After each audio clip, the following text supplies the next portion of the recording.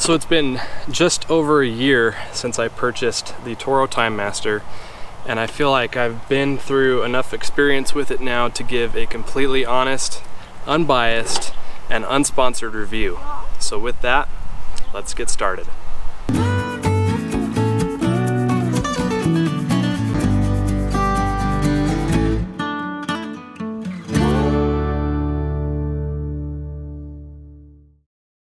So as I said, I bought this a little over a year ago, and I bought it in March of 2019.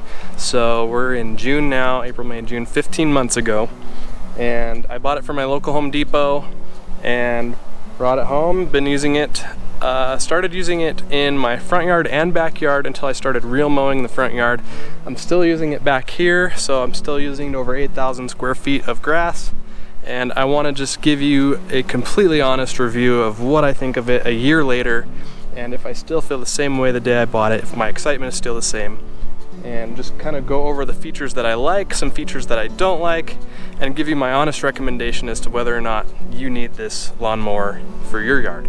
So let me preface this review real quick just by saying that I follow the owner's manual to the best of my ability as far as oil changes, regular maintenance, spark plug, blade sharpening, cleaning underneath the deck here, all of that stuff. So I've done my very best to take care of this and use it well and treat it right. So I want to start out with performance, and I just want to say right off the bat, this thing is a workhorse. If you remember, I upgraded from a 21 or 22 inch Husqvarna mower. That was my first mower when we bought this house, and I started taking care of the yard. And it took me with that mower, depending on whether or not I was bagging 2.5, sometimes 3 hours to mow the entire lawn. And that mower was fine. It was a great entry-level mower for me to get started. It had all-wheel drive, and it just didn't go very fast. So with this one, if I really push it and I'm mulching, I can mow all 10,000 square feet here in half an hour, no problem. Now I'm practically running with it, but the nice thing is with the personal pace system, which I'll talk about in a minute, you can do that. And if I really need to hustle and get this done and get it mowed so I can go take care of something else, I can do that in that amount of time. So the name TimeMaster really does ring true. It can save you so much time when you're mowing. Now of course, the deck, being a 30-inch deck, really contributes to that. And what I mean is you have a true 30-inch deck. The blades come all the way out past the wheelbase, so you don't need to overlap your previous pass when you make your cuts. You can get right up to your previous pass line and you get 30 inches every pass that you make with the TimeMaster. Now I've really put this to the test and used it in multiple situations. I've put the deck nearly all the way down to use it in my front yard to kind of vacuum things up, vacuum material up that I just don't want to pick up by hand or rake. And in vacuuming mode, it works great. It really cleans up things that I just couldn't get to otherwise. I've also taken it to really tall grass, at least tall for me. At least 6-7 inches tall, really put it through the paces, put it in side discharge mode, bagged it, and it handles everything like a champ. It's got a lot of power, and it really gets things done, and it gets them done quick. So the handle adjusts very easily to fit a variety of heights, so it doesn't really matter how tall you are, you can adjust the handle. It has 2 primary height adjustments, and then you can also adjust it to stand vertically, which I like to use when I change the oil or pull the blades off for sharpening. You can also store it by folding it completely over the top of the mower itself. Adjusting the height of cut is just as easy. The nice thing about this machine is there's 2 levers on just one side of the mower deck. You don't have to adjust all 4 wheels, and so you can adjust the height of cut really very quickly. 99% of the time, this thing starts on one pull, and it just doesn't get much easier than that. The personal pace is by far my favorite feature on this mower, and it's my favorite feature on any of Toro's line of mowers. There's other mowers in Toro's lineup that have personal pace. Anytime I recommend a Toro lawnmower to somebody, I make sure to tell them get one with personal pace. Once you get used to using that drive system, it is just so nice. And I love being able to go at a leisurely pace if I want, or like I said, if I really need to hustle and get this grass mowed to get out of here and go do something, I can do that. I can go as fast as I want to go or as slow as I want to go, and the lawnmower is okay with that because of that personal pace drive system. Now, shutting off the mower is just as easy as turning it on, but you just got to make sure that when you hold this button down, you hold it down long enough for the engine to completely settle. Otherwise, it's going to start right back up again. So that's just one thing on the learning curve when you get this machine, or when you have this machine, to just take note of. Usually the first time anybody uses this, they just kind of push it and hope that it stops. That's not going to happen. You've got to hold it down and wait for the engine to stop and cut off before you let go of the button. Let me just show you real quick what happens when you don't hold the button down.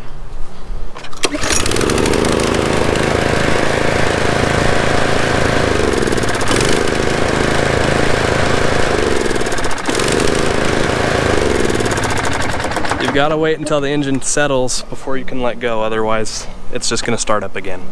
So now to go over the different mowing features that this thing offers. You get 3 options. You can bag, you can mulch, or you can side discharge. I've used all 3 and all 3 work just great. If you want a bag, the bag is huge and it holds a lot of material. If you want to mulch, this came standard with mulching blades, and the mulching blades work just great. As long as you're keeping that 1/3 rule, you're gonna get a nice mulched up, small, tiny pieces of grass. It's gonna be returned back into the soil, and it's not really gonna build up a thatch layer because you're keeping that 1/3 rule, and because the TimeMaster does such a good job of mulching up those clippings really nice. I don't have any clumps of clippings when I'm mowing. Obviously I try to mow when the grass is dry so it won't clump up anyway, but I've found that when I mow on dry grass and I'm mulching, I don't have any kind of leftovers laying around on top of the grass. It really does a good job of recycling those clippings. So now I want to go ahead and just talk about a couple of things that I wish I could change if I had the power to with this machine. Just a couple of minor things, and some things I actually did change, and you'll see in just a second. You may have noticed some already. So the first thing I wanted to just point out is adjusting the height of cut. And you'll notice that the way you adjust it, it's based on the letters A through G. Those are your different settings. So it's nice that you get a wide array of options for how high you want to go. The one thing that bothers me though is A is the highest and G is the lowest. And to me, personally, that just feels kind of backwards. So if I were to have designed this, I would have flipped that around. G would be the highest and A would be the lowest. But that's just me. It's just something you gotta get used to. One other thing that I changed, and it didn't take me long to do this after I purchased the machine, it comes standard with a blue handle in the middle of the black handle here. Just something that you can grab onto with one hand and kind of maneuver the machine around with. I really don't know what else that would be for. I just found it to kind of get in the way, because when I move this around and I'm pushing with just the main frame handle, I want to put both hands kind of in the center of the handle here. And so I found that that blue handle was just in the way for me. I took it off. I still have it. It's just parked in the garage. It's stored in the garage on a shelf somewhere, and I haven't missed it since I took it off. So the blue handle, minor detail, just had to go for me, and I haven't had it on in over a year. Probably one of the biggest inconveniences about this machine is the gas tank, and for 2 reasons. The first reason being it's just not big enough. I wish that this had a bigger gas tank. Now remember, I'm mowing about 10,000 square feet, give or take. If I don't start on a full tank, I get probably about 3/4 of the way, maybe a little bit more, and I'm out of gas. And if I'm double cutting, I plan to fill up about halfway through before I make my next cut. So if you have less than 10,000 square feet, you'll be fine on a single tank. If you have more than 10,000 square feet and you don't start with it being topped off, get ready to refuel. And now, speaking of the gas tank, there's one other thing about the gas tank on these things that just kind of bothers me, and there's not really much you can do about it. and that is inside the gas tank. You can see there's a blue sponge in there, and that comes standard on the mower. And the problem with it is it gets in the way when you're refueling, and if you're not careful or you're not paying attention for any reason, you're gonna spill gas. It's gonna overflow, and it's gonna overflow fast. So it's just something that comes with the territory of this machine. It's something I know a lot of people complain about. It's something I complain about too. So just make sure that when you are refueling, you're careful and you don't spill anything. And yeah, I'm not entirely sure why that sponge is there, but it is there, and it's just something to deal with. Now, last but not least, the one thing that kind of bothered me for a while and still does kind of bother me is the wheels. The gray wheels just don't really match the design of the rest of the mower for me. The rest of the mower has black trim on it, and it comes with gray wheels, but I think I can fix that really easily. Just like that.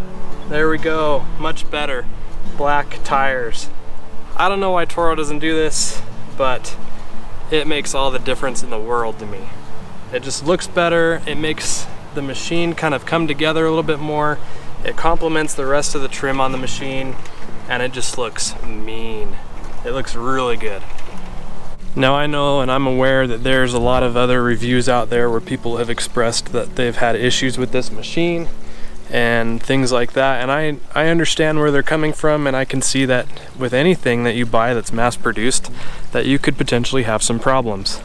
As for me, I have not had any issues with this machine. It's worked just fine. Like I said, I've not used it commercially. I've only used it here at my home. I've followed all the recommended instructions in the manual for maintenance, and it's been fine so far. If I do in the future have any hiccups with maintenance or something that breaks down, I'll be more than happy, and I'm more than willing to share that with you. But like I said, up to this point, I've had zero issues. I've had a great experience with this machine. I'm very happy to have it. I enjoy using it, and it's just a great, great product from Toro. Now, the real question comes down to this. Should you buy one? Do you need one? And that's really entirely up to you. I would say if you have a lawn that is over 5,000–6,000 square feet, that's a great machine to have. If it's in the budget for you, if it seems like it's gonna meet your needs, go for it. If you have a smaller yard, probably not the best option, though you will be able to get the job done very quickly, but I don't think that you'll really get the full experience of the machine unless you have anything over 5,000 or 6,000 square feet. Now, on the other side of that spectrum, if you have anything more than, I would say, probably 15,000 square feet, you probably want to go for maybe a riding mower, and that threshold might even be 10,000 square feet. It really just comes down to your preference. If you enjoy walking behind a mower, if you enjoy the personal pace like I do, this is a great machine to have. But if you feel like you have a lot more area that you need to cover and you want to get it done in an even faster time, probably something a little bit bigger than that, and that's when you start getting up into the riding mower category. But I'd say I'd consider my yard to be a small, medium size. I have, like I said, 10,000 square feet, give or take. And I'm only using it, like I said, in my backyard. So 8,000 square feet back there, it's perfect. So those are my thoughts. That's how I feel about this mower. I would recommend this machine if you feel like you need something that can get the job done much faster, bigger deck, and just packs a lot of power and is just really fun to operate. So if that's what you're looking for, go for it. This is a great machine. Just make sure that, of course, with any machine that you have, that you follow the operator's manual, follow the instructions. I'll also say that if you do have any hiccups with the machine, it does come out of the box with a 3-year warranty from Toro. So take it down to your local dealer, have them look at it. Odds are it's covered under warranty. Keep in mind that warranty is only for residential use. If you're using it for commercial use, I believe the warranty only goes for 45 days. So keep that in mind. Just make sure you're using it for the right reasons, make sure you're taking care of it, and it will take care of you. I think that's going to wrap it up for me today. I hope that this was a helpful review. Tried to cover as much as I could, tried to show you all the things that I know about this and have experienced with it, changes that I would make, etc. Tried to be as honest as possible. If you found this helpful, please like this video, share it with your friends who might be interested in this machine. Subscribe to the channel if you're not already. I appreciate all of you watching and all of your support. This has been really fun for me, and I really enjoy making these videos for you guys. So thank you so much for watching, and I'll see you in the next one.